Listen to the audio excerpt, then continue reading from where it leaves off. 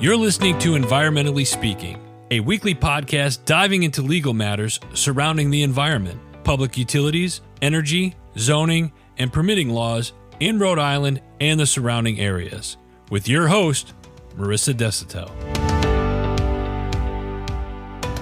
Good morning, everybody, and happy Halloween. Hi, everyone. Happy Halloween. I am Marissa Desitel, an environmental attorney here in Rhode Island. And survey says I'm just Clarice. Yeah, I take issue with that a little bit because I voted and I selected the wrong one because I fat fingered it and then I couldn't undo it. So I feel like it would have been a closer vote had I gone with the selection that I wanted, which was Clarice Parsons. But either way, today I am Clarice the Witch, and we have, oh my gourd, it's Marissa. I'm a pumpkin. Those of you who want to check us out on YouTube, I forced us to dress up, and I'm very happy about it. Yeah, and this is the most creative I could get. So here we are. I love it. So as you guys would guess today, or maybe you didn't guess this because it's a surprising topic, we are doing a Halloween themed episode. It is one of my favorite holidays. I have been often called a taphophile, which for those of you who don't know, is somebody who likes cemeteries. Wow. I never heard of that. Love a cemetery. Love them. Have you ever done a cemetery grave rubbing where you take a piece of thin? No, because it is harmful to the tombstone. Come on. I didn't know that.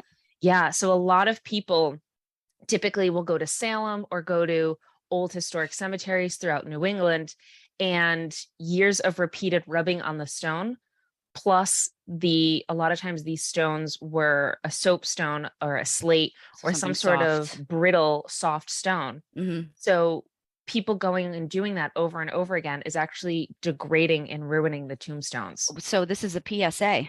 Yes. I never knew that. And I just buy a print, rubbings. guys. Yeah, just go on Etsy and buy a print. It's the same thing and you're not hurting the stone. Okay. Yeah. So what we talking about cemeteries today? We are talking about how climate change is impacting historic cemeteries in Rhode Island. And I would say 100% of this podcast thus far has been talking about our present condition and future expectations of climate change. But now we're going to talk about how it's affected the past. It's gross. It is. It's not. Yeah, I think today's topic is going to be especially morbid. No surprise. But throughout the state of Rhode Island, there has been a serious issue with preservation of historic cemeteries due to climate change. Please tell me more. Yeah. So the state has over 2,000 recognized historic cemeteries. How many? Over 2,000. Rhode Island. Yes. That's a lot. It is. And keep in mind, it might not necessarily be the cemetery that comes into your mind where it's this big gated plot set aside. A lot of these cemeteries are family plots, typically behind a farmhouse or on private property. So those cemeteries as well count. So there's a lot of smaller kind of micro plots for families. Mm-hmm. But a vast majority of these cemeteries lie in the flood zone. And as the earth heats up, and as the water levels rise and the permafrost melts, these cemeteries are becoming increasingly in danger of flooding, which I think we can all kind of start to see what the problem is going to be. Blech. Yeah. Oh, yeah. So, and this is already something that's been happening throughout Massachusetts and Louisiana. Because of all the incredible hurricane activity. Yeah. So a lot of these historic cemeteries are actually starting to erode, and local towns and municipalities are trying to figure out ways, and more specifically, cost-effective ways to preserve the area, maybe partly for respect of the dead, but more importantly, for our own peace of mind and for our own dealing with them. So we're not kind of faced with actually seeing the erosion damage. Two specific cemeteries that I want to discuss, and folks in Warren, write in, tell me I'm pronouncing this wrong because I know I am. The Kickemuit Cemetery out in Warren. Kickemuit. There we go. My only saving grace is that I'm from Mass. Yeah, good point. What's going on with the Kickemuit, or the Kicky, as locals call it? Oh, the Kickemuit Cemetery. I like that. It is very vulnerable to flooding right now. Well, we had the town planner, Bob Ruley, come on and talk about the perils associated with the exponential increase in sea level rise in Warren, such that the downtown area is anticipated to flood in the next couple of years. Yeah. So that's that. I mean, this is a real thing if you wanted to listen to an expert talk about it.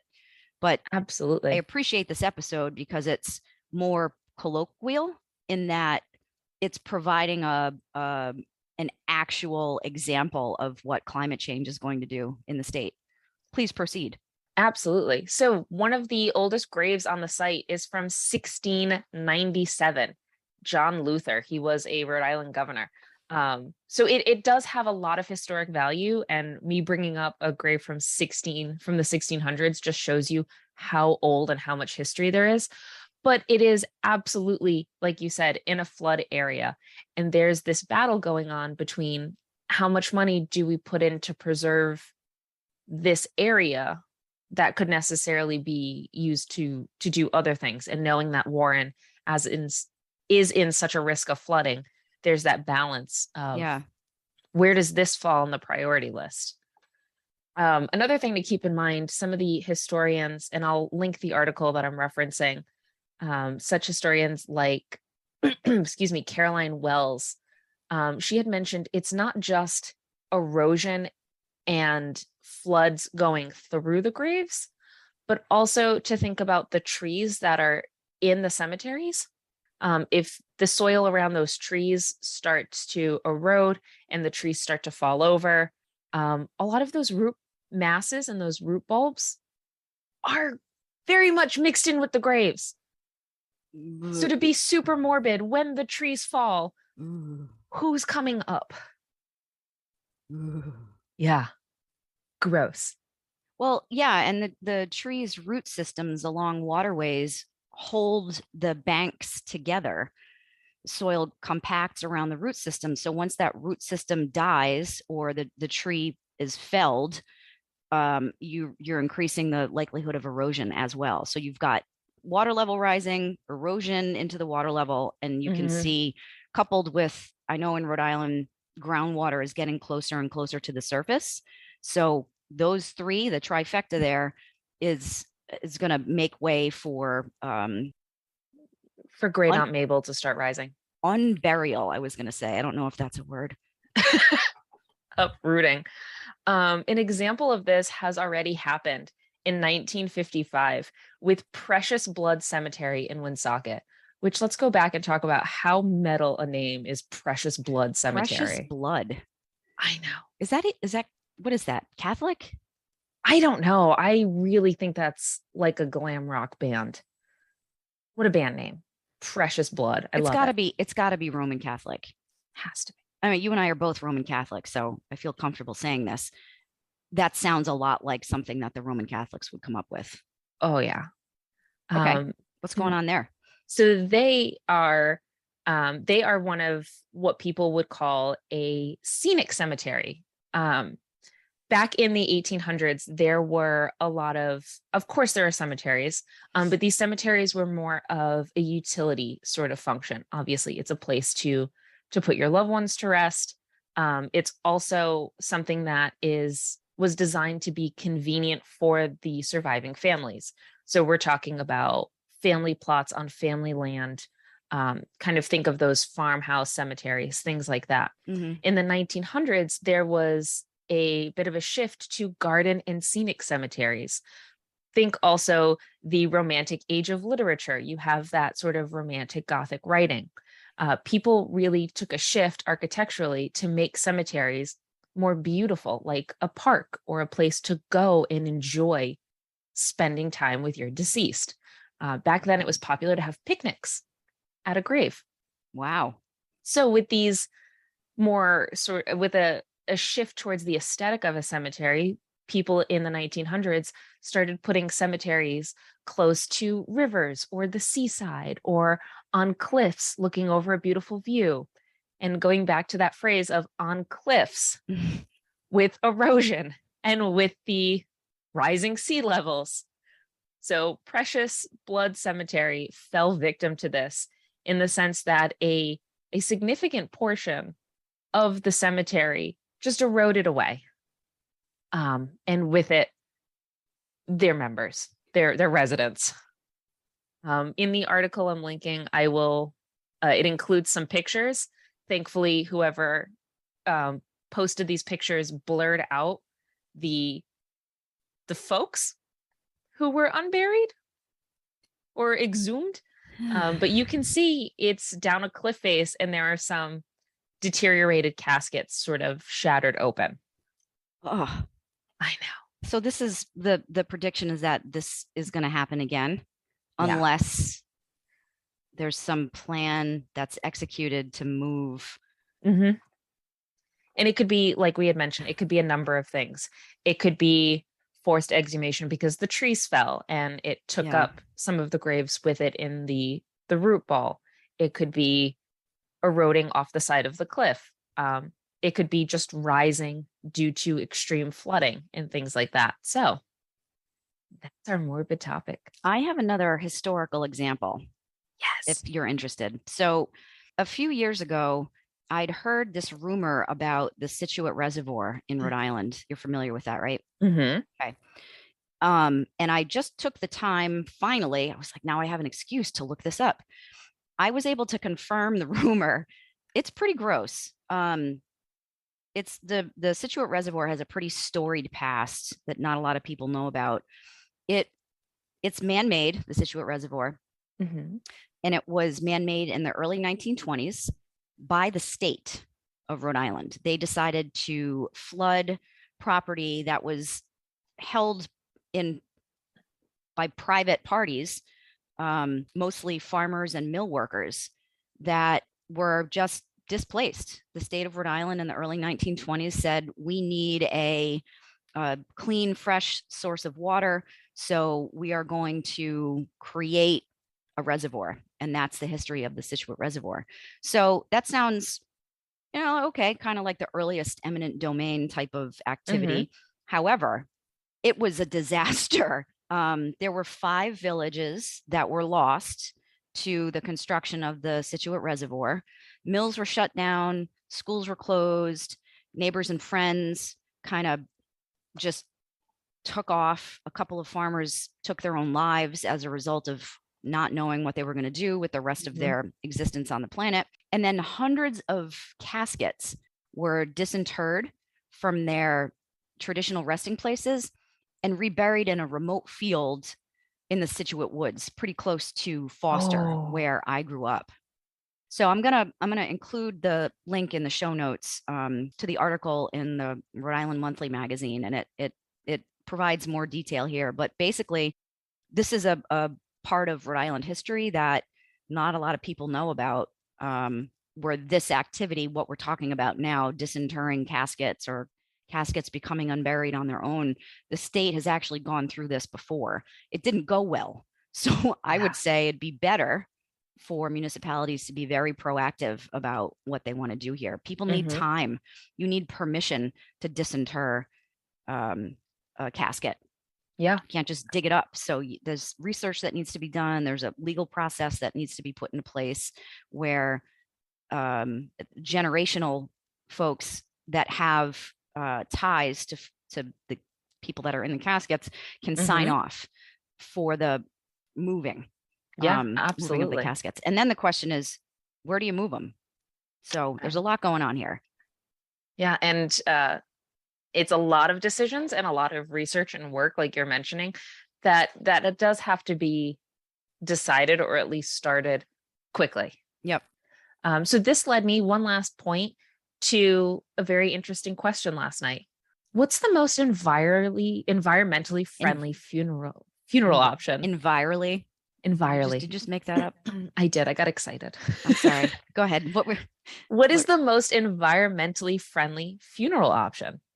Oh, I've read about this, where you can be buried as the fertilizer and food for the root ball of a tree. Yes, I didn't know that this existed formally. It's called a woodland burial. And this is very similar to what you were saying. It forgoes a lot of the traditions, such as embalming and the preservation techniques. You choose, and there are two different things. Your casket is different than your coffin, but the coffin that you are laid to rest in is something that is most often in untreated wood or some other biodegradable material. Yeah, I thought it was like a burlap bag. There's a couple different options. You could be put in sort of, if you want something a little bit more traditional, like a box, they have biodegradable sort of, I'm thinking like a compressed wood or soil situation, where you get put in. And these types of cemeteries or memorial spaces don't often have headstones or anything like that. You're put in a wooded area. And the point of this for a visitor is to remember the person. You go for a walk in the woods and sort of look at all of that greenery. So I thought that was a really beautiful option that I didn't know existed. Yeah.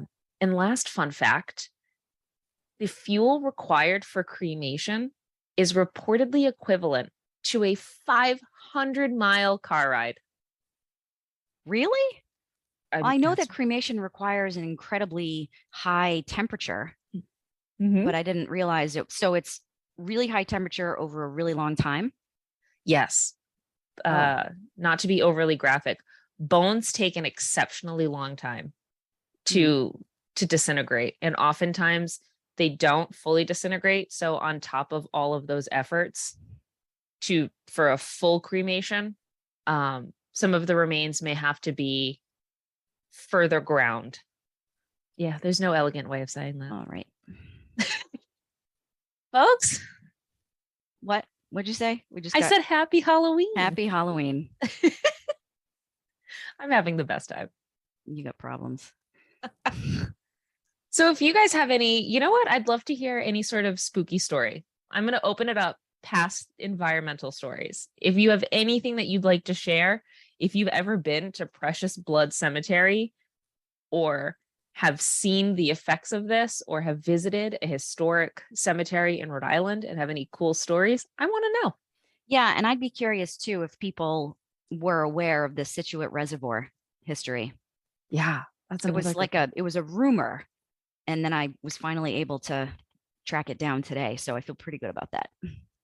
I like it. Yeah, so let us know at help@Desitel ESQ and reach out to us on the socials. You can hit us up on Instagram or Facebook, or check out our video on YouTube today. We are dressed up. It is exciting. Oh, I kind of forgot that we were dressed up. That's funny. I mean, this is my everyday hat, so it should be. Have a good one, everybody. Bye. Thank you for listening to this episode of Environmentally Speaking. If you're in need of an environmental attorney, we are here to help. Call us at 401-477-0023 or visit our website at www.desitelllaw.com. That's www.desautellaw.com.